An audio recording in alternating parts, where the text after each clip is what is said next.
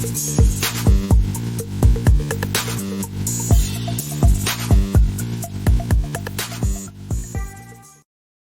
apparently, November said, fuck everybody and dip the fuck out because December's already here.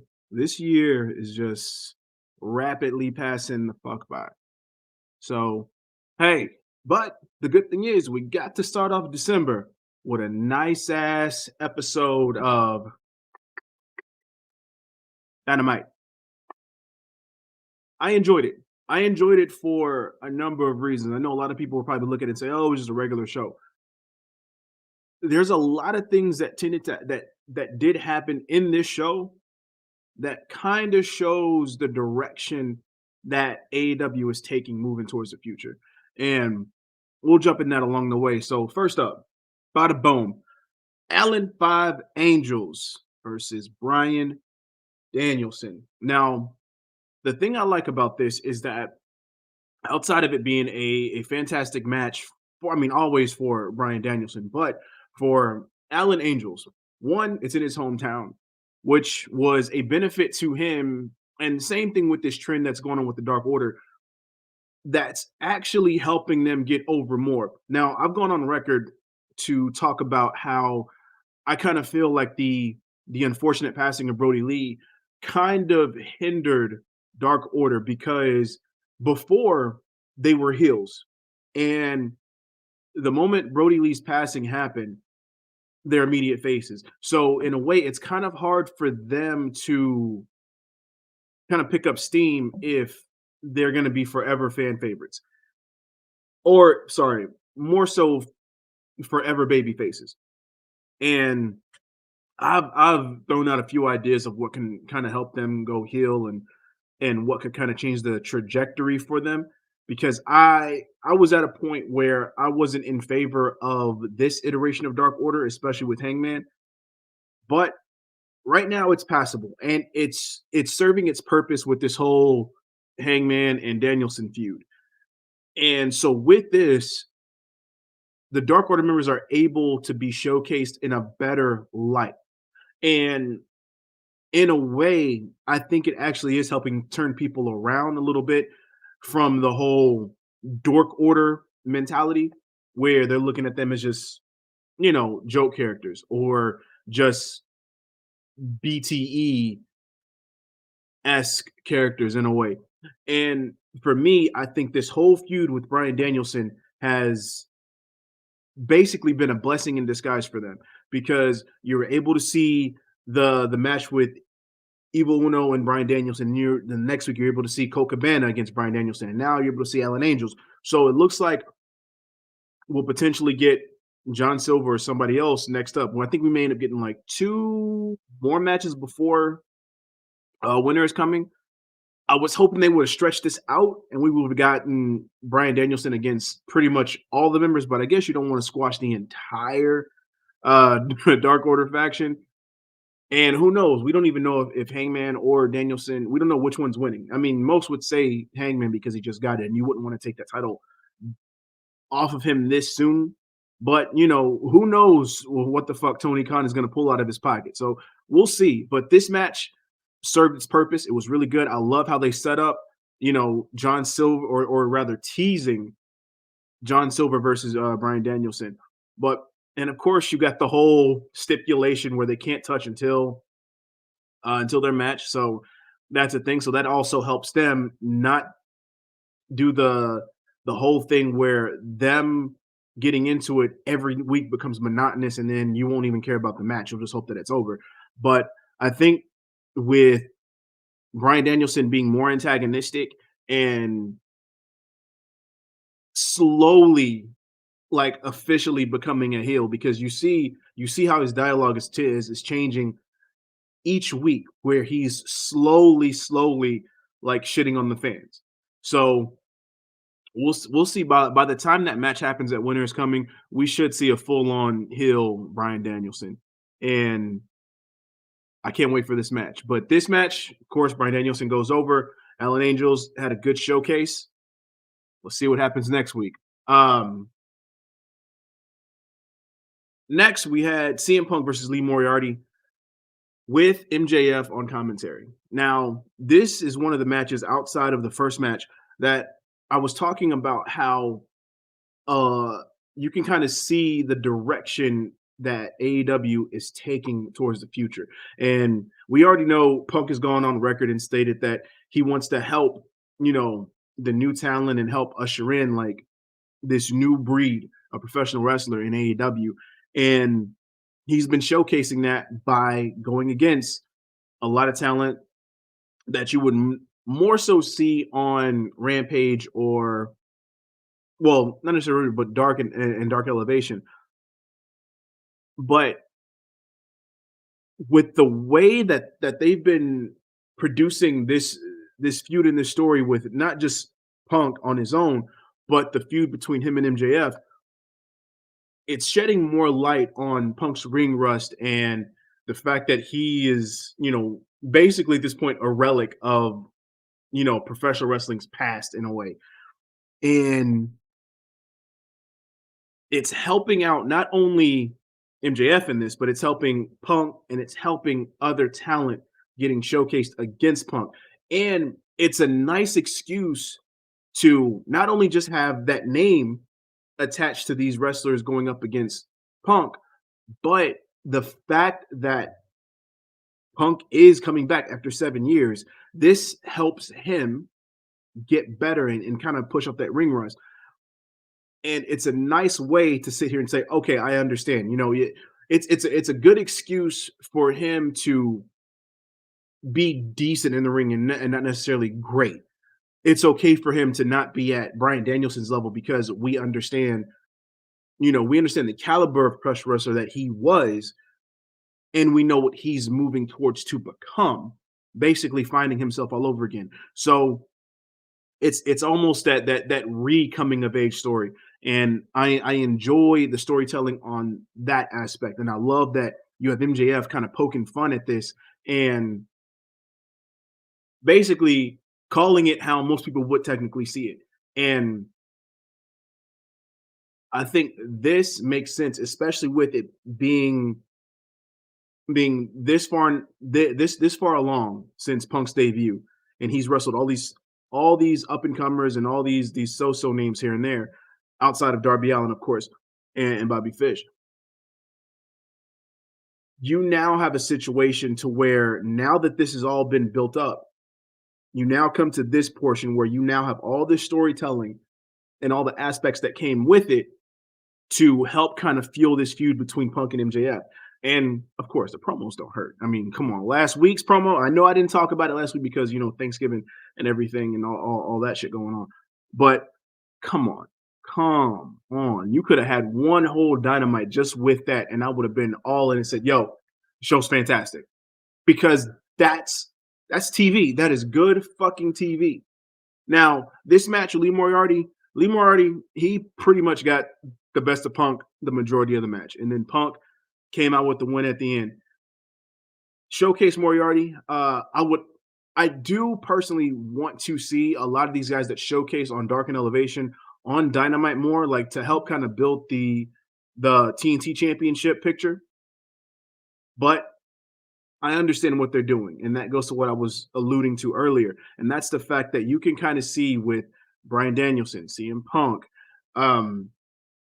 Bucks, Omega, Kingston, Jericho, you can see how well they're ushering in the future by sprinkling in all the guys that are going to technically be the foundation of what AEW is. Guys like Daniel Garcia, guys like Ricky Starks, guys like Sammy Guevara, guys like Jungle Boy, Darby Allin, MJF, et cetera, et cetera, et cetera. And I love that. I love that you're able to see it. You're able to see this thing unfold, and you're not getting more of the same every single year. You're not seeing the same people to it to where it's a point of where it's in nauseum, where you just are just hoping for something new. This is a situation where you're going to be familiarized with a lot of these guys when the time comes and they're big. You're like, oh well, yeah, this makes sense. This makes sense that this guy is at this point because I remember back in 2020, 2021, these guys were over here doing this. And you think, oh, okay, 2022, 2023. All right, this guy deserves a championship match. Okay, this guy deserves to be in this type of match. This guy deserves a Dynamite Diamond ring. It's going to make sense moving forward, and they're getting you conditioned to the point to where you actually care about everything that's happening with these individuals, to the point to where once they get to where they're going, you're going to be even more invested, rather than it being some fly by night guy who comes up and they just want to push him to the moon, and you're just like, why is this happening? I'm not invested in this guy. I don't know who this is. I don't have any emotional attachment. But when you've seen these guys, when you've been invested in these guys with their attachment to somebody like Christian Cage, CM Punk, Bryan Danielson, Kenny Omega, Cody Rhodes, so on and so forth, you're going to care more, because now you're able to kind of relate in a way, because you've gone on this journey with them. And AEW is creating that emotional attachment. And I love that. And that's what professional wrestling used to be. And I think we're getting more so back into that as far as on the mainstream side. So thank you. We already know it's all the indies are there. All the emotional attachment in the indies are always there. But as far as mainstream, this is what's necessary. This is what's needed. And I'm glad that it's getting somewhat a return to form. So we'll see. Wardlow squashes ACFs. I mean, that's pretty much it. Of course, during the previous interaction between Punk and MJF, you had Wardlow come out, and him and Punk had a stare down, and you kind of see the that being set up from, of course, the clipboard we saw from Tony Khan at the Jacksonville game, where he had Wardlow versus Punk. Now what's happening? Well, it's on the path. Like, that's going to be a speed bump for Punk to get through on his way to MJF. So we'll see what happens there. Now, we did end up having a promo with, or a promo and a slash vignette with Miro. I don't. This was different for me, because of the fact that I'm so used to seeing Miro in all these dark rooms or these backstage areas where the mood is there. You can tell by the lighting that the mood is there, and this is how he feels. So whereas the promo was very impactful, and you can hear what he was saying, that whole just white background just completely took me out of it. So I'm just the fact that it clashed with each other, both the promo and that white background, like, I can kind of understand what they were trying to do, but at the same time, it's just it didn't work that much for me. Like, I would appreciate it if they would have just had like that dark background and just kept it how it's been consistently, because I think it would have been that much more impactful. But I mean, or maybe it's just me, but that's just how I feel about it. I wasn't that much of a fan. Something else I wasn't much of a fan of was the interaction between Team Taz and Leo Rush. I felt that this whole back and forth was awkward and it fell flat. You can kind of tell that the fans weren't into it until Leo started addressing the fans. But I felt like this was completely out of place. It felt like this really, there was no reasoning for it. I think it just came in there. It was almost like, okay, just it seemed like it was going to go somewhere, but then it kind of just fizzled out, and it was just like, okay, so what's supposed to happen? Nothing of importance happened in this promo, and I think they could have. Well, no, not they could have. They should have left this off the show unless they were going to actually do something with it. So from moving forward, AEW, don't do that. Don't do that. Now, we had an interaction between Cole, Orange Cassidy, and the Bucks. And so it looks like we're going to further this whole best friends versus the Super Click slash Cole and Bobby Fish situation. I'm interested, because now you have the best friend actually doing something outside of the fucking HFO BS. And now we don't have to worry about that. So we can see what the best friends can actually do with some credible talent. That's not to say that HFO doesn't have credible talent. I just feel that with the association of the HFO and the guys under that banner, they are very much tainted by that oddball booking of HFO. I mean, I don't think that stable serves any purpose. I think all of those guys would have been better off on their own or with other stables or other people in general. So yeah, I'm hoping for the best out of these guys in HFO. But as far as Super Click versus Best Friends, sign me up. Sign me up. Let's do it. We also got Darby Allin and Sting versus the Gun Club. Another thing. Other teams in rotation.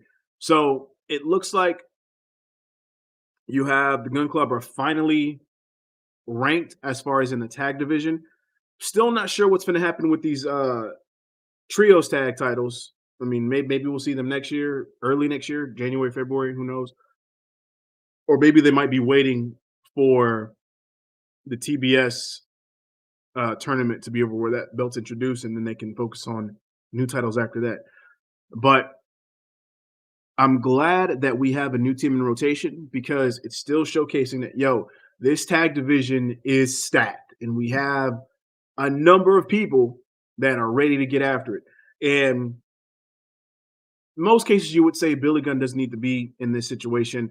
He doesn't need to do any of this. You know, he needs to let his sons kind of just run their tag team and kind of just do it their way. But here's the thing, Billy Gunn clearly putting the work in the gym. He is making sure that if he's going to be showcased on TV, he's going to make sure that he works for it and earns it. And I think he's doing just that. He is solidifying his own character within this, and I think it's serving a purpose, especially for the fact that he's a fantastic worker. And so with him in this position in this match against Darby Allin and Sting, I think it works. Sting as well. I feel like he has been rejuvenated to the point to where you can physically see that he is getting better and more nimble in the ring to the point to where he's adding more time to his tank at this point to where he can go a few more matches. I was worried about that when he debuted, and I was like, yo, we don't need to see Sting in the ring. Just have him be this mentor-esque person to Darby Allin. But after the cinematic match, after we've seen him against 2.0 and Daniel Garcia, after we've seen him just in general getting physical in matches and out in certain uh run-in spots and accompanying Darby Allin, I feel like he's earned a few more matches. So you know what, Sting, thank you for proving me wrong at that point. Because again, like I've stated before, big Sting fan, big Sting stan. So and I'm happy I was wrong. I'm happy I was wrong, and I'm happy I get to see Sting kind of wash away his last match in WWE against Seth Rollins that I was in attendance for. And it was just it hurt my soul. But now we get this return to form, and I hope to go to an AEW show where I'm able to see Sting in another match, and I can just wipe that last one. I can wipe that slate clean and say, you know what, that's the match I want. I want to end it with that one right there. But yes, thank you. Darby Allin and Sting go over. Obviously, they still remain as a tag team undefeated. Gun Club suffer their first loss, I believe. So I'm pretty sure we're gonna move. I think we're gonna move forward from here because I don't know what else they can do unless you plan on having a match between Darby and Austin Gunn, or potentially a singles match between Sting and Billy Gunn. Who knows? But as far as I'm concerned, I'm okay with this. I think I probably would have shit on this a few months ago, but I think with the way that they've been pushing things, I'm okay with it. So we need more utility players along the lines. Period. Point blank, plain and simple. Yes. Now, this match. Oh my gosh. I've been talking about it, the build to it, this whole tournament in general. This match was one of the matches I was looking most forward to because of the build that they did over the past month with these two, with the promos, with the vignettes, just everything. They made this match feel like it was the match to see. It was a big match. And it started off like that. This match from beginning to end felt big. The only problem is the end. I felt like this match ended way too soon. They should have scrapped that whole Leo Rush team tag stuff, added that time to this match, and continued because this the ending of this match, the tail end of this match felt very lackluster because I feel like it's like they were just getting going. You had you had all the finishers teased. You had you had this feel like, okay, it's like now after they'd gone back and forth and they pandered back and forth with each other in the very beginning. You had this point in the match where it's like, okay, now it's time to get serious. That's what it felt like. It felt like that tail end was like, okay, now it's time for us to get serious because this win means that much to me. This tournament, this title means that much to me. And I feel like once that switch hit, once that switch was flipped, it's like it just stopped. And I was like, no, no, why is this over now? And I hated that. I hated that so much. I felt like the anticipation I had for this match completely died out at the tail end of it because I was getting so invested, even more so because the beginning was cool. But once that switch was flipped, I was zoned in and I was like, okay, let's get this done. Let's get to it. And it's like you stripped it away from me. You stripped all the anticipation I had and you took it from me. And I hate it. So now they need to run this match back. I don't care if it's like a number one contenders match. I don't care if one of them has the title and they gotta fight for that. I don't care. I need them to run this back and do it right. You owe it to me. You owe it to me. So yeah, I mean, it's bittersweet. It was one of the things I was looking forward to. It started off good, but it just ended horribly for me. You know, I just wish they went more. I just wish they went longer. I honestly do. But I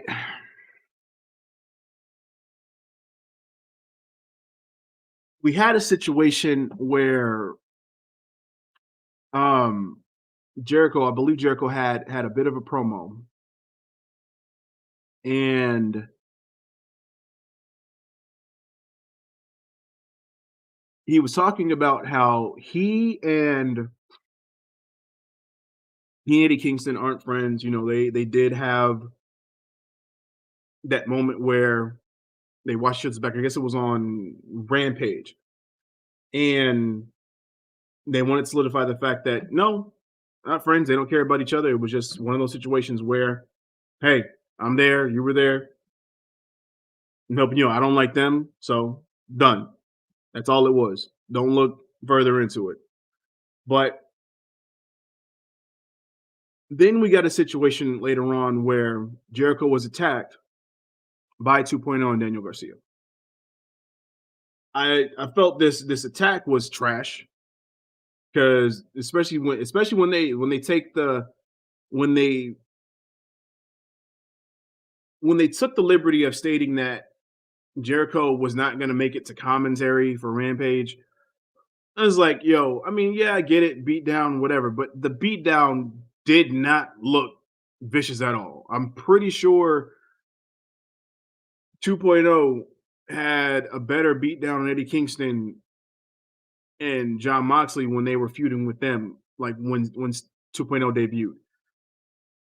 My thing is, if y'all were gonna do that, y'all could have just made it better. Y'all could have made the beatdown that much better, but you didn't. So whatever. Um, we then get to the main event, and I know I'm probably missing out a few things, but it's okay because we're just running through it. We're running through it. The Atlanta Street Fight: Cody Rhodes versus Andrade El Idolo. This match was fan fucking tastic. This is one of the reasons why I stated I did not want a tag match between Pac and Cody versus Black and Andrade because I wanted these single matches. I wanted these matches individually, basically Pac and Cody swapping opponents.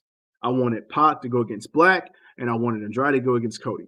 That's it. That's all I wanted. And this is one of the reasons why. Because the way that Cody and Andrade worked this match was absolutely lovely.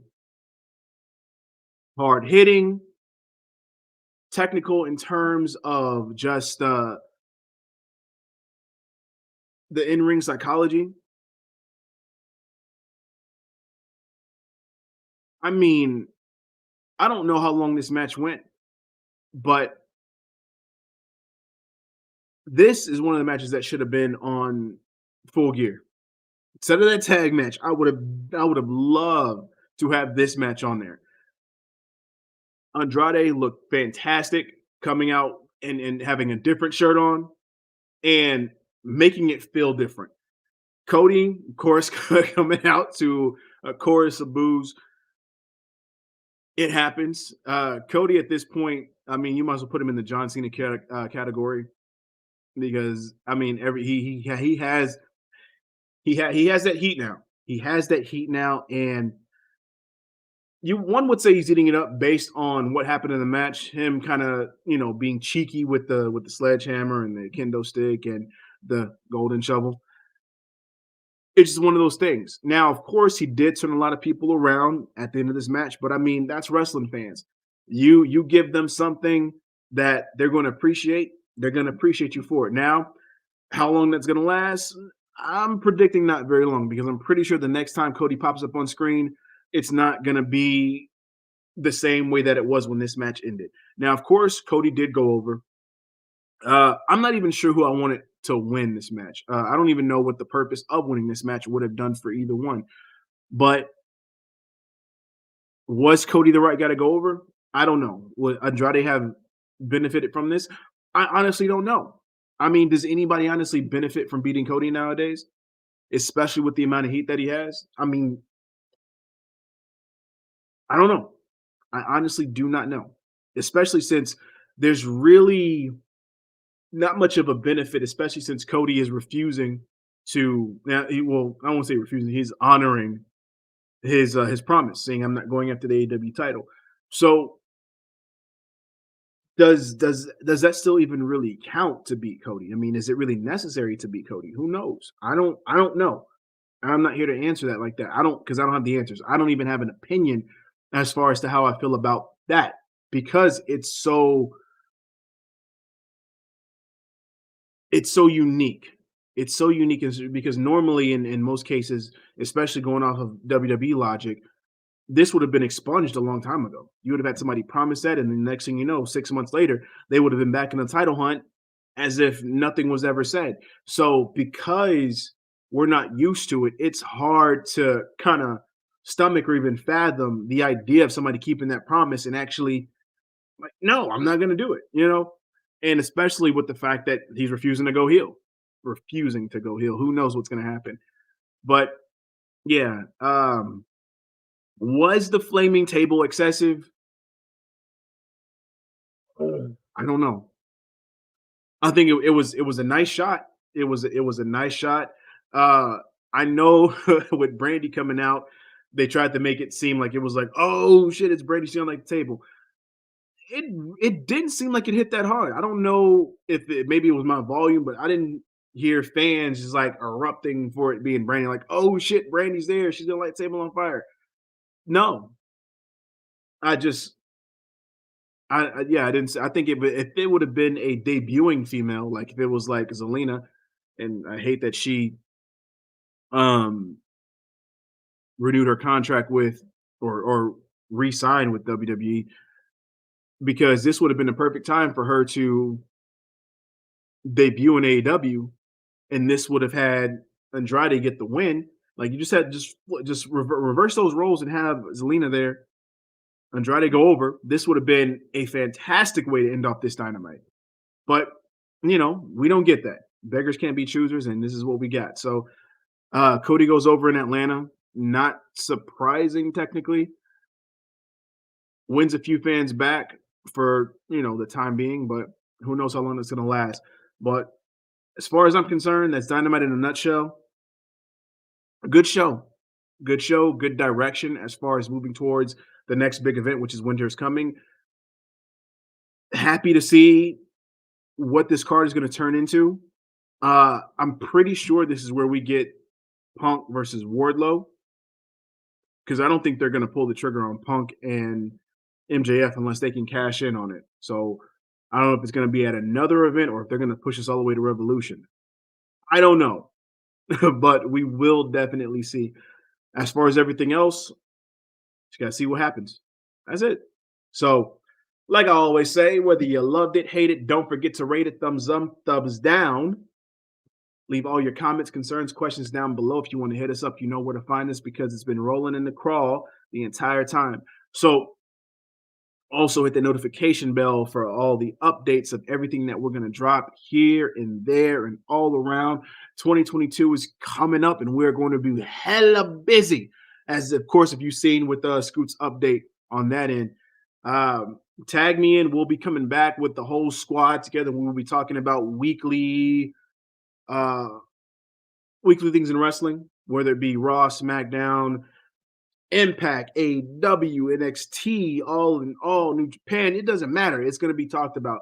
Um, but most importantly, mother effing subscribe. But until you see this handsome face or any of our handsome faces and hear these immaculate voices, bid you all adieu. And until next time, you beautiful mother effers, tag the fucking out.